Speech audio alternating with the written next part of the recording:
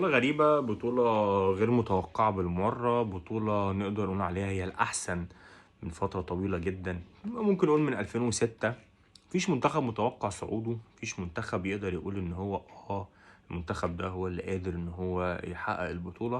ما شاء الله كل المنتخبات متساوية، بل بالعكس في منتخبات كمان متفوقة جدا. حلقة جديدة من حلقات على الكنبة. ازيكم عاملين ايه؟ يا رب تكونوا بخير. خلصت الجولة الأخيرة، الجولة الثالثة من أفريقيا 2023، وخلاص بان مين الفرق او مين المنتخبات اللي صعدت لدور ال 16. انا عندي مشكله بصراحه، والمشكله دي مش عارف ان انا هل حد بيشاركني المشكله دي ولا لا.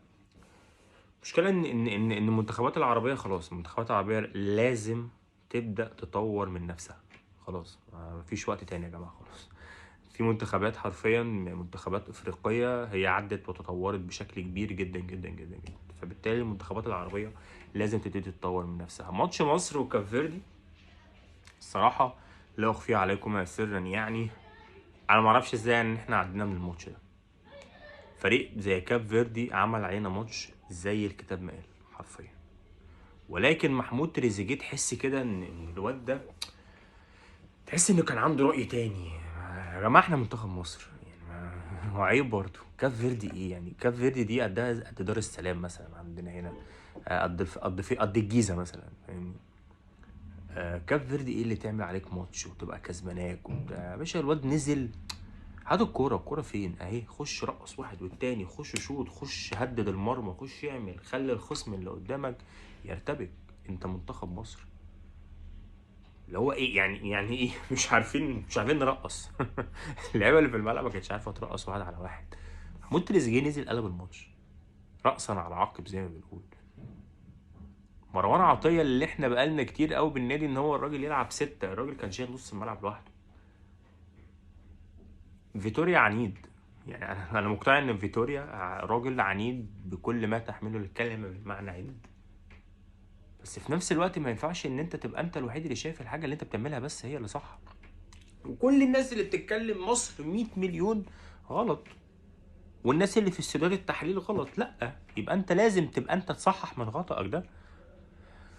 منتخب مصر هيلاعب الكونغو بنسبة كبيرة، يعني هو لسه ماتش المغرب دلوقتي شغال اصلا.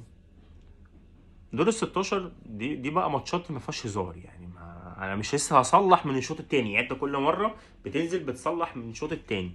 لا، احنا من دور ال 16 مفيش بقى تصليح، انت نازل الماتش من اول دقيقة بقى. خلاص. وبالمناسبة انت طريقك صعب، طريق منتخب مصر في دور الثمانية او دور الاربعة صعب جدا. انت في طريقك بوركينا فاسو والسنغال، وهتلاعب الكونغو، وطريقك تكسير بس. يعني انت مفيش حل تاني يا اسطى، اللي هو يا اسطى انت لازم بس تفوق كده، يعني في فيتوريا كده لازم حد يقعد معاه ميتنج 1 تو 1. يا اسطى فوق من اللي انت بتعمله ده، خلاص ما فيهاش هزار بقى، انت فاهمني؟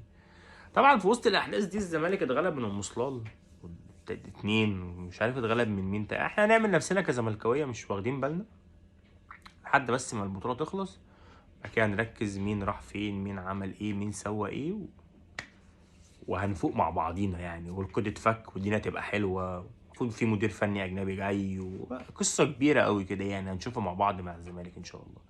ماشي. تقريبا ماتش الزمالك ان شاء الله هيبقى يوم الاحد. هنحاول كده نطلع برضو ندردش مع بعض شويه كده قبل يوم الاحد كده ان شاء الله، ونقول التشكيلات المتوقعه.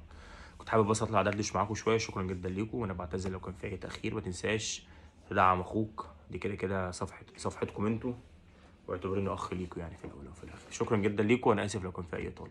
سلام.